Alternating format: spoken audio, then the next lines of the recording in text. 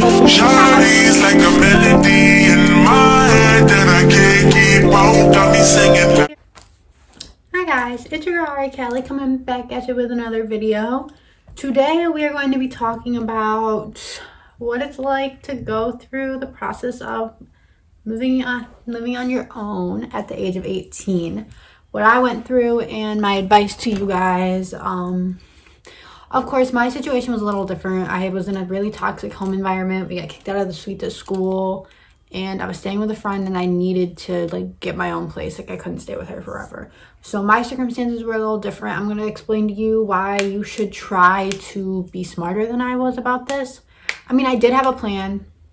I was supposed to have enough money saved up by the time May came around, and we were supposed to be moving out of the dorms. But, we got kicked out early. So yeah, I'm just gonna explain what I went through and tell you guys to be smarter than I was. Alright, so if you enjoyed this video, be sure to give it a big thumbs up. If I help any of you guys out, that's great. If you don't like it, if I didn't help you out, give it a thumbs down. You're just being honest. But if you did enjoy this video, you enjoy me, or you enjoy my content, be sure to press that subscribe button down below and turn on my post notifications so you get notified every single time I upload, which by the way is every Tuesday and Saturday at 2 p.m. Alright? I'll have all my social medias linked down below. You should be sure to check those out.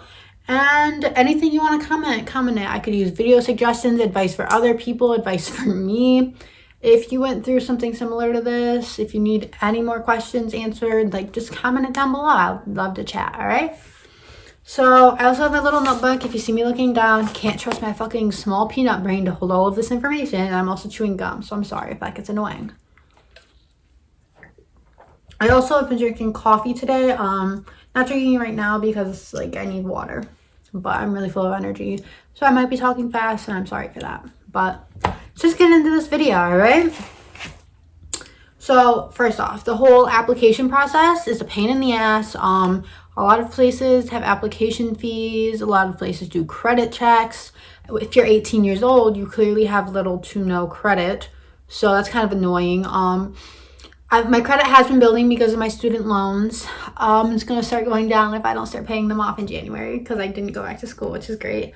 But I also have a credit card now, so I'm doing stuff to build my credit. But of course, it takes a while. And I don't want any bad marks on my score. So that's a really big thing, is make sure that you're paying off whatever you need to pay off. Student loans are clearly difficult to pay off, but just try your best to make the minimum payments because credit scores are so important when applying for apartments. Especially if you don't want to live in a shitty place, all right? Place I lived was off-campus housing, and I applied as a student, even though I wasn't. I was at the time, but I wasn't going back. They didn't need to know that, though. So they didn't have to run a credit check on me. But if I would have applied normally, I think they would have. Most apartments do, but this is a really shitty apartment complex. So maybe they wouldn't have. That's another thing. Check out the neighborhood. Look around, see if the place is actually a nice place. I did not have the time to do any of that. I needed a place close to school because I was possibly going back close to my job until I learn how to drive and get a car, which will hopefully be in the next 6 months. But, right now I need a place close to my job, so here I am. But if you are looking for an apartment, you need to check out the neighborhood, check out the neighbors. If it's a house, same thing, whatever you're looking at, you want to go and visit and get a feel for that area to make sure it's a place you want to live in, because once you sign that lease, you're stuck for God knows how long. For me, mine's a month-to-month lease, so I can literally leave at the end of the month, and that's that.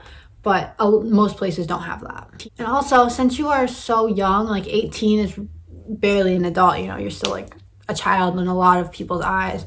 They may not necessarily trust you to pay rent because you've never had a lease in your name or anything like that. So a lot of places will ask for a cosigner.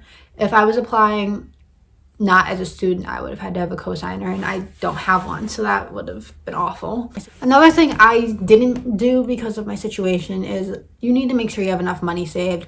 I moved into this place and barely had enough money to pay first month's rent and a security deposit. And I was literally sleeping on an air mattress until my next paycheck, and I get paid bi-weekly. So I was sleeping on an air mattress for almost 2 weeks before I could get an actual mattress. And I had no furniture in this place besides whatever my boyfriend brought. So you need to make sure you have the money saved. If you can keep living with your parents or wherever you are for a few extra months just to save some extra money, like, I recommend doing that. If I was in a better living situation, I would have done that. My mental health could not survive. You also need to have a plan for like furniture and how you're going to buy things for your apartment. Whether it's like you're going to buy it all before you come here, you're going to buy it like the day you move in, first week, like, or you're going to buy things here and there sporadically, like whatever you're going to do, make sure you have a plan set. So that way you're not like freaking out like, oh my God, I need this. Like, make sure you have a plan and you have the money to get it if you need it. Some people buy like cheap furniture, cheap used furniture, whatever they can find, just until they have like the money to buy something nicer and more expensive. But in my opinion, I feel like that's just a waste of money. Like, you're going to spend $50 on a couch and then spend hundreds of dollars on a new couch when you could just wait until you have the money for a new couch. I did not buy things like that. I went little by little. Like, I bought my mattress first, of course, and then like I bought a dresser that I liked and a desk that I really, really liked, and it cost more money, but I waited to buy it. And it was annoying, you know, I was living in a suitcase for a little bit, just had my stuff in boxes still piled up in the corner. But now I have like basically a fully furnished apartment, and I love every single piece of furniture I have. Besides my dresser, I fucked up on building it. So I'm gonna trash that when I move out of here and get a new one that I don't have to build. That's another thing. If you order furniture online, maybe have someone who actually knows what they're doing build it. I had no idea what I was doing and I fucked up a lot. I got really stressed out. I threw things and kind of broke some things. It was a mess. So if you're not good at building furniture, get somebody that actually is, because you may think you can do it, but trust me, you can't. I thought I could do it and I couldn't.